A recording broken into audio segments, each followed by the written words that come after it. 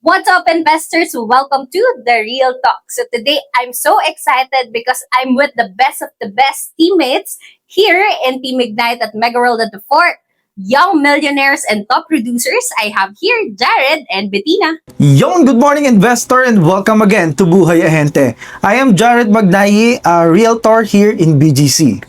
Hi everyone, I'm Bettina, your favorite BGC Realtor, and I've been in real estate for almost 4 years. And I'm Dea at Condos by Dea, so follow me. And today, this is the first ever episode of our podcast, so stay tuned because you're in here at The Real Talk.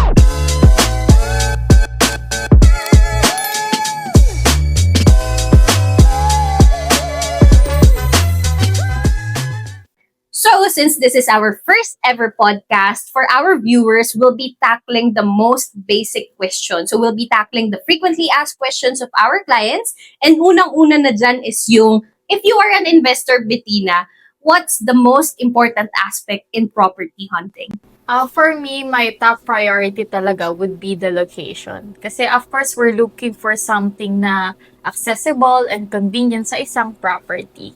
So sa akin naman siguro yung purpose, kung para saan ba yung condo property, kung gagamitin ko ba for personal use or gagawin ko siya for Airbnb business or long-term rental. Yes, actually, both things, yung sinabi ni Bettina and ni Jared, those two aspects, location and having clear goals, is already giving you a shortcut sa pagpa-property hunting. Pero since we have a location as a topic, Bettina, given the chance na, for example, you'll be investing in areas outside Metro Manila, which areas do you think is booming right now?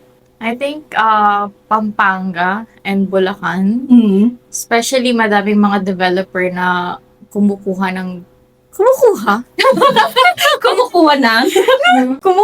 ganong mga location kasi parang just like BGC before, di ba parang ano lang siya, like plain lang siya.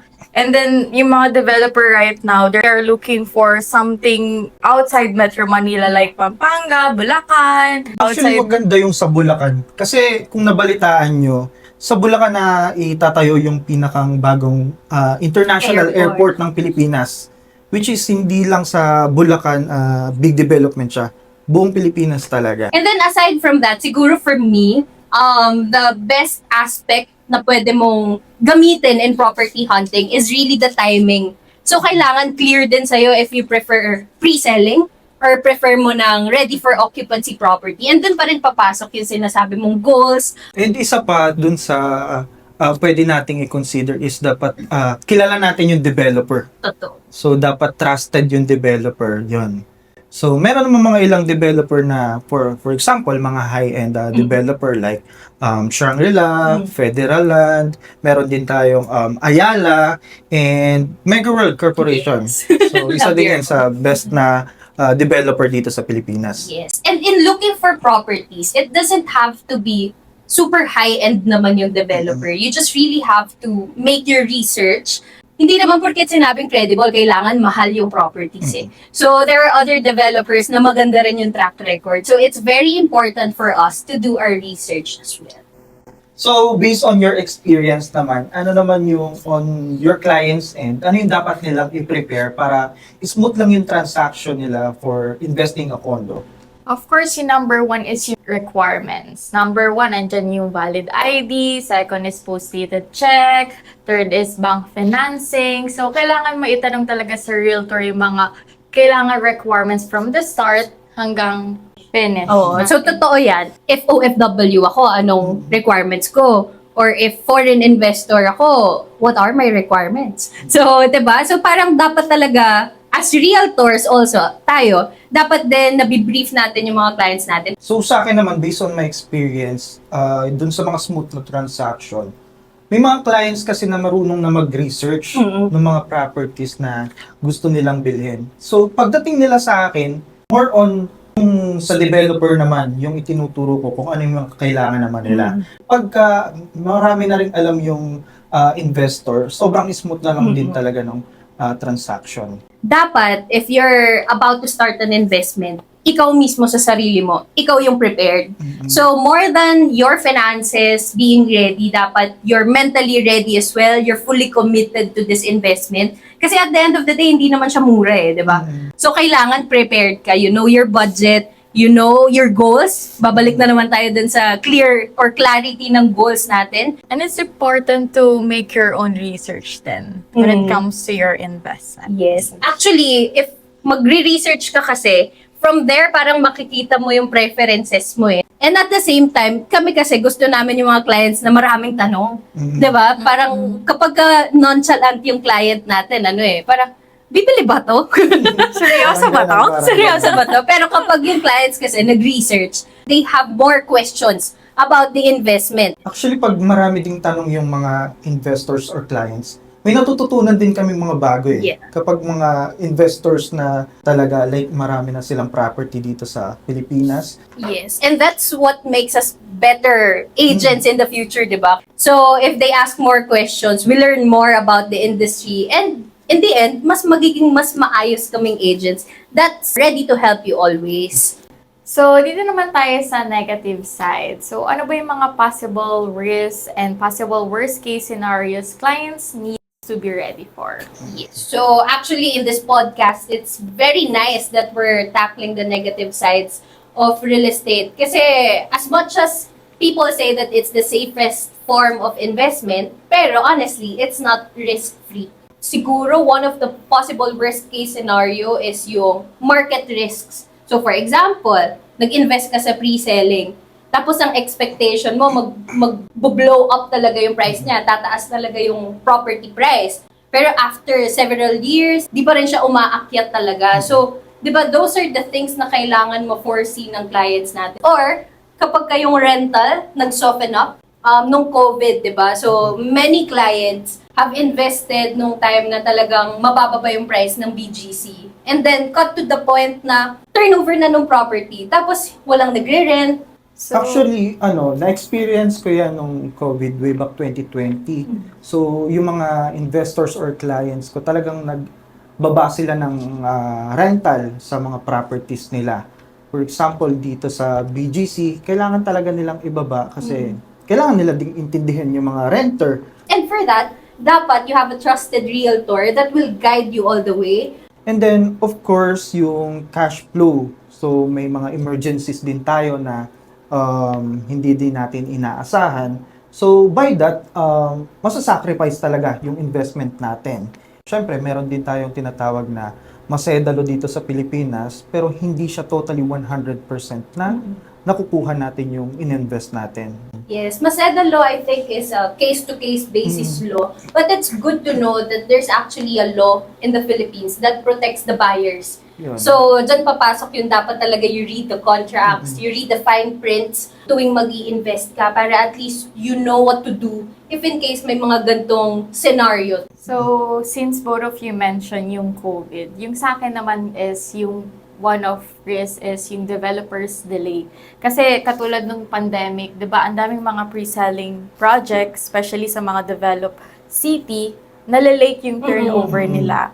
So some of the clients, syempre, they expect to makamove in agad para magkaroon sila ng another source of income. So isa din yun sa risk. Sabi nga nila, if you're investing, kailangan the money you're investing is the money you can lose.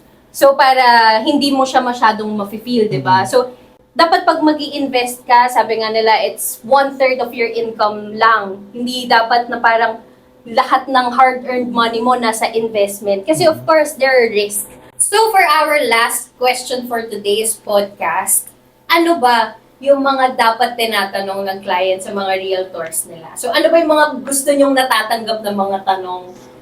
Ay, pag ganito sobrang daming questions talaga ng mga investors, lalo na't hindi naman 1,000 pesos lang yung in-invest nila. Millions talaga. Is the property ba is pwede for rental or for Airbnb business? Yan yung mga ilang tinatanong sa akin. Sa akin, sobrang dami nagtatanong about price. Especially, most of investors right now, mga OFW, foreigners. So, speaking of what you said a while ago about if the property is pwede bang magpa-rent. So, the reason why dapat itanong siya ng clients to their realtors is because not all properties allow Airbnb, di ba? So, they have to know that para at least it's aligned with their goals. And when it comes to price, siguro I think what we can add there is i-ask natin yung realtors natin ng tinatawag nating hidden charges. Yes. So, kasi di ba yung ibang realtors naman kasi talagang yung hidden charges, hinide na talaga. And syempre yung association dues. Syempre siguro for me, it's good to have like a sit-down conversation about the contract. Kailangan alam mo yung protection mo, di ba? Alam mo yung mga provisions. Kasi syempre kaming realtors, gusto namin smooth talaga yung selling ng property na. Walang sisihan sa huli.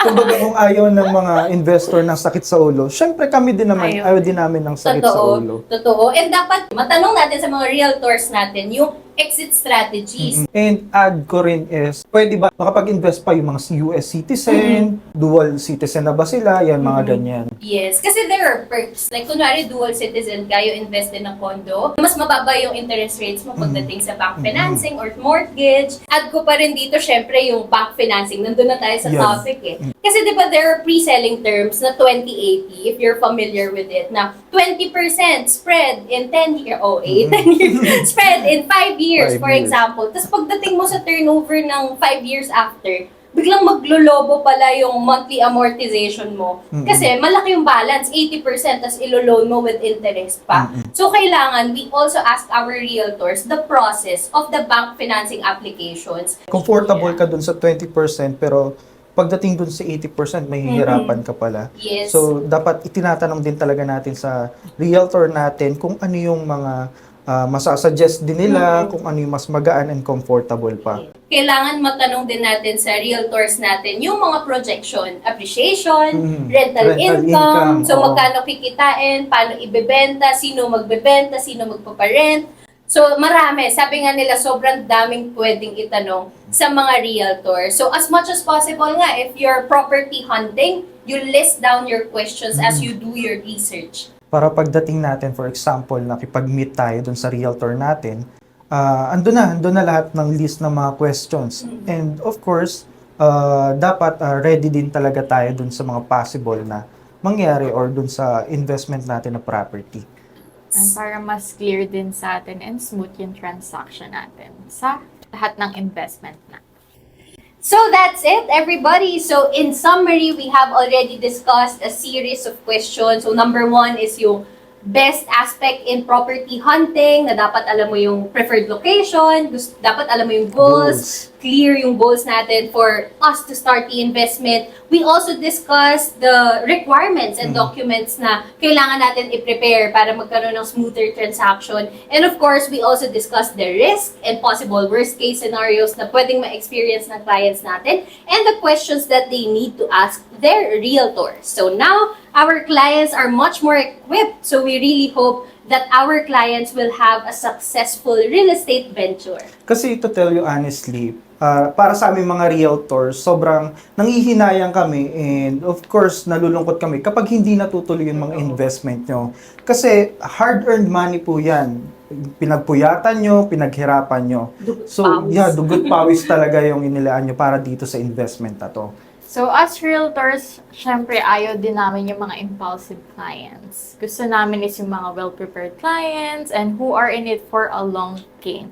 So, for all the investors out there and for our future investors, please make your own research and please understand your investment. Para both sides, as realtor and investors, para clear yung investment and smooth yung transaction and successful yung investment natin in the future. Of course, dapat 100% po talaga na ready kayo and sigurado tayo dito sa investment natin. Dahil of course, wala naman po talagang investment na walang risk po talaga. So, yun lang yung ma-advise ko sa inyo, dapat ready kayo dito sa investment.